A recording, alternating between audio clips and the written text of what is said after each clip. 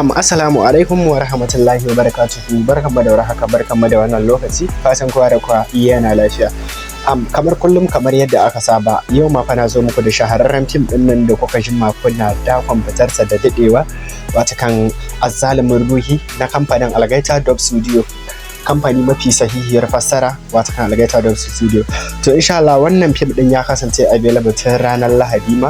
To ban samu opportunity na yi muku magana bane a kansa, amma insha Allah ga mai buƙatar wannan fim din ko ga mai buƙatar shiga group din mu na VIP wanda a cikin sa kawai muke iya dora fina-finan mu da suke fita akan lokaci ga baki daya, da zaran sun fita to zai iya daukar number wayar mu yayi mana magana directly a domin ganin ya samu waɗannan fina-finai da suke fita akan lokaci da zaran sun fito. A cikin group din mu na VIP ne kawai zaka iya ka samu sababbin fasarori har ma tsofaffi. Idan ka shiga group din insha Allah za ka same su insha Allah. Sannan idan wannan ne zuwan ka na farko kan wannan channel namu mai albarka, to kai mana subscribe, sa'annan ka danna ƙararrawar sanarwa ta yadda za mu ke sanar da kai da zarar mun dora sababbin shirye-shirye.